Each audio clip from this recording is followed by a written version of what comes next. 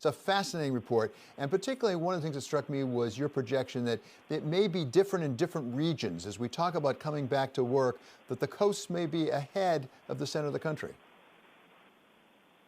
Yeah, I think that's absolutely right. I mean, I think what we're looking at here is that states are going to largely govern the reopening process. It's going to be dynamic. It's going to be in stages. There's probably going to be feedback loops where data and the testing is going to dictate how quickly different areas can open. Some states are probably going to test boundaries more than others.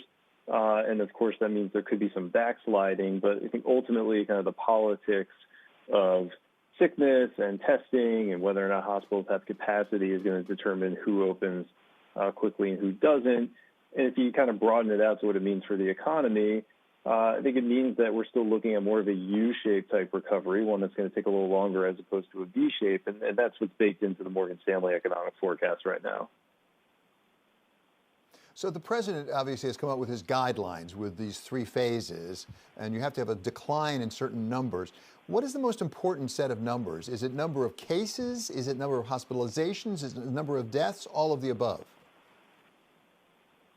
I mean, it appears to be some of all of the above.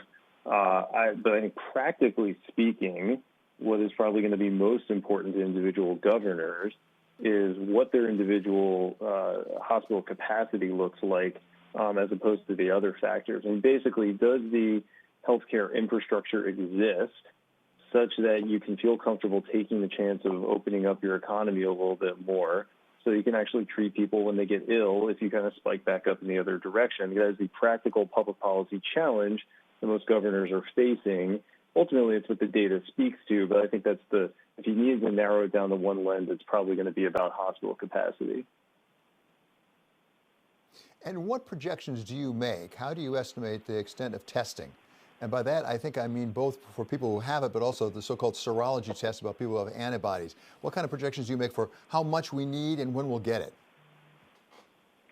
Yeah, so our biotech analyst, Matthew Harrison, led a lot of the work here. And in his perspective, given what companies are doing and the technology that's available, he thinks widespread serology testing should be available towards later in June. That doesn't mean that if you have widespread enough of regular testing ahead of that, you can open back up and you can have a fair amount of tracing that can give you confidence that you're not having spikes. But the serology testing is what gives you hopefully a broad enough base of data going into deeper into the summer, such as you could actually kind of de-escalate some of the social distancing in a more meaningful way. It doesn't mean you could completely go back to normal, but you can obviously get more people back into the workforce in a closer capacity environment, which is particularly important for New York, New Jersey, and California. That's the testing. What about the treatment/vaccine? What sort of projections do you see for treatment and vaccine? Understanding, as I understand at least, the treatment will come long before vaccine in all likelihood.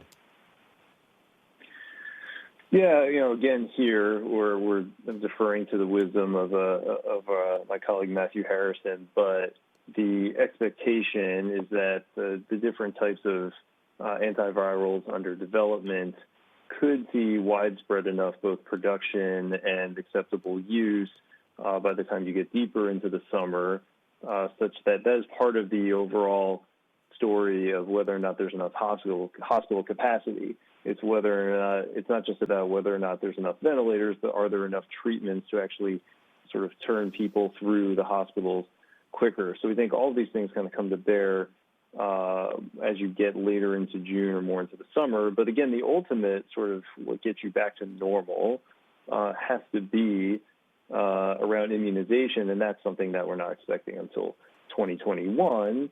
And if you kind of broaden it back to the economy again here, I think that's why, from a fiscal policy perspective, we're seeing Congress increasingly engaged in wanting to continue to bring stimulus to bear, because there's a slow ramp-up period. As beneficial as some of these staged reentries to the economy could be relative to what we're experiencing right now, there's still plenty of backslide risk. And so you probably need more runway on some of the social safety net issues that the CARES Act and other fiscal actions have brought in.